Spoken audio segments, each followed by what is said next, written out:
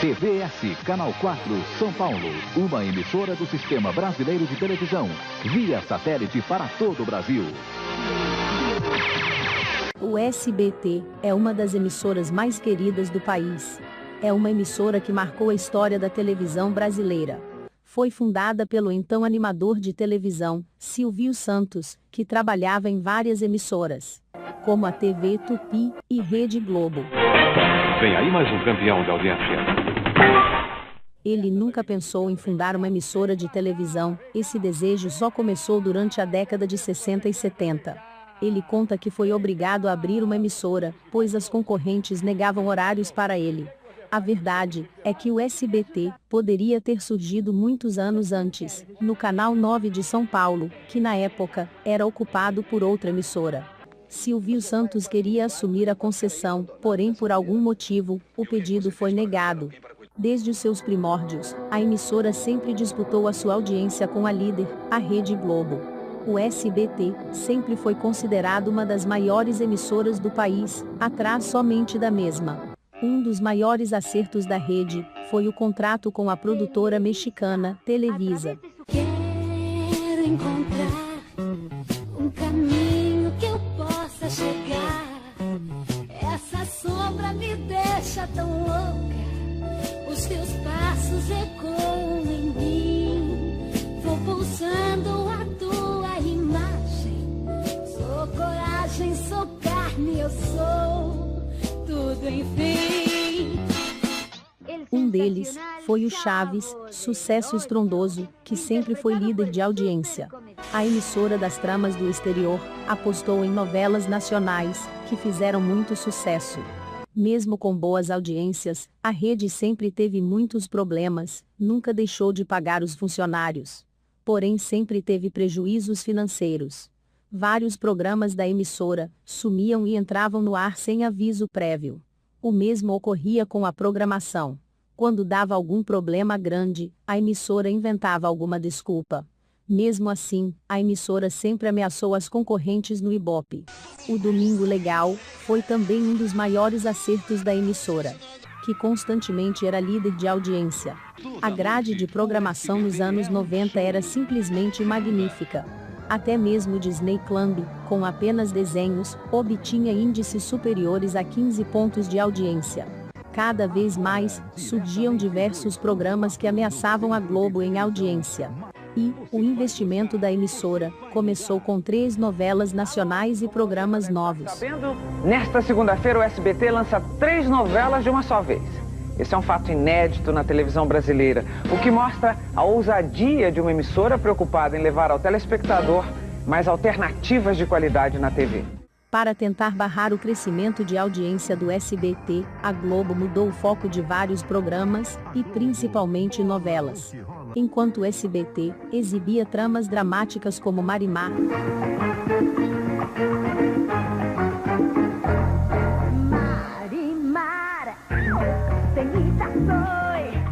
Maria do Bairro. Classificação para este horário.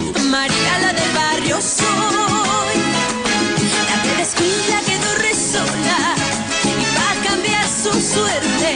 E Maria Mercedes. A Mercedes só vivia sonhar, buscando sempre alguém para amar. Até que um dia sua estrela brilhou, e a linda menina, uma mulher se tornou. A Rede Globo apelava para tramas mais conhecidas pelo público para vencer a emissora.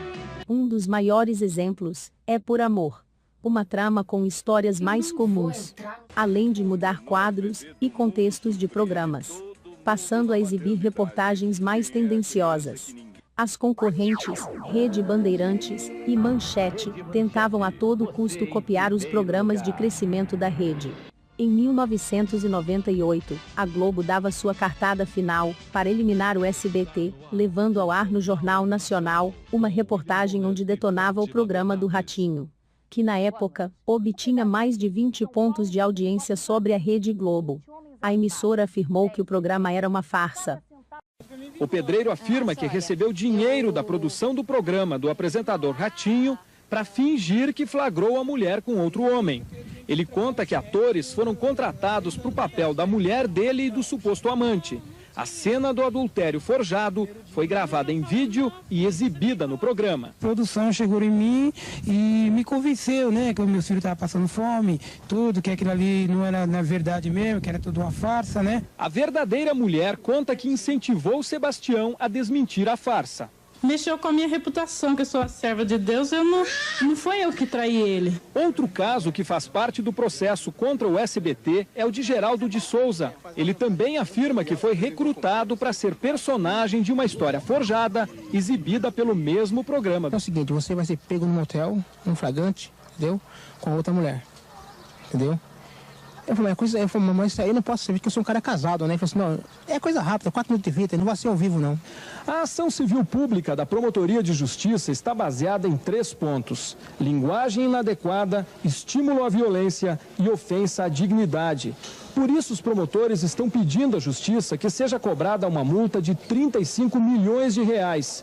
Eles querem ainda que o Ministério Público Federal entre no caso para pedir que a concessão do canal de TV seja cassada. Se estabelece uma relação não de informação, de promoção humana, mas uma relação de massacre da personalidade, dos direitos individuais, e isto o Brasil já não pode mais admitir. Já está com o Procurador-Geral de Justiça de São Paulo uma outra fita do programa do Ratinho, exibindo cenas de um corpo dilacerado.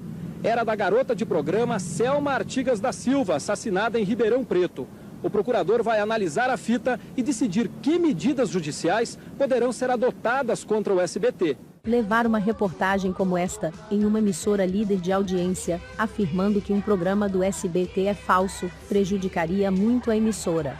E chamaria a atenção dos órgãos nacionais para cassar a concessão do SBT. Tanto que a reportagem citou a cassação da emissora por infração das leis. Sendo assim, o SBT teria o mesmo fim da rede Tupi de televisão. E a Globo recuperaria mais audiência e mais faturamento. Quando o apresentador Ratinho descobriu que a matéria da Globo foi ao ar, concordou que o programa era uma farsa, mas reclamou da emissora. E disse que estava com medo de sair do ar por conta de Silvio Santos. O programa continuou no ar, e o SBT intensificou a sua grade de programação cada vez mais, para tentar amenizar esse problema. Pouco tempo depois, já em 1999, o SBT estreou mais uma telenovela concorrente, A Usurpadora, que foi um dos maiores sucessos da emissora, obtendo a mesma audiência da telenovela inédita da Globo, Força de um Desejo. Em 2001, a audiência entre o SBT e a Rede Globo já estava estabilizada. Até que o SBT revelou uma das maiores bombas da televisão brasileira, o programa Casa dos Artistas, que registrou 50 pontos de audiência, a maior do SBT até hoje. A Rede Globo então adquiriu o formato Big Brother e processou o SBT por plágio. O programa foi retirado do ar somente por 2 dias, depois voltou. O SBT continuava com uma ótima audiência em suas novelas e programas. Até a chegada de 2003, quando o programa Domingo Legal exibiu 2 homens armados e encapuzados, que afirmavam integrar a facção criminosa PCC. Eles fizeram ameaças a diversas personalidades. A polícia acusou o vídeo de farsa e passou a fazer vários depoimentos para tentar comprovar isso. O SBT foi detonado por todos os veículos de comunicação. Depois, uma liminar proibiu a emissora de exibir o programa Domingo Legal, que acusou o programa e o SBT de abuso da liberdade de imprensa e de ferir a ética ao dar voz ao crime. A emissora neste momento havia infringido a Regulamentação Nacional de Televisão. E neste caso, poderia ter a sua concessão cassada imediatamente. O SBT perdeu totalmente a audiência que havia conseguido por anos e anos, não chegando a registrar mais, nem 2 dígitos de audiência, que antigamente era coisa fácil para a emissora. Além de perder o seu posto para a Rede Record, também teve vários prejuízos financeiros irreversíveis e programas prejudicados. As telenovelas seguintes, como Uma Rosa com Amor, Vende-se um Véu de Noiva e Maria Esperança, eram ótimas, e dava para notar o esforço da emissora para se recuperar. Mas o resultado não surtiu efeito. O SBT vegetou durante muitos anos e arcou com muitos prejuízos. Somente em 2009, que a emissora começou a recuperar lentamente a sua audiência, com muito esforço. e em seguida, recuperou a vice-liderança. No ano de 2012, a emissora apostou no remake Carrossel e encontrou nas novelas infantis um ponto de equilíbrio. Hoje, o SBT não é nem a sombra do que já foi. Não é mais aquela emissora que tinha muito potencial e que estava disposta a vencer as concorrentes. Já não dá o seu toque abrasileirado para novelas mexicanas e só produz uma telenovela brasileira. Mesmo assim, consegue vencer a Globo em alguns programas, mas não ameaça a emissora como antes.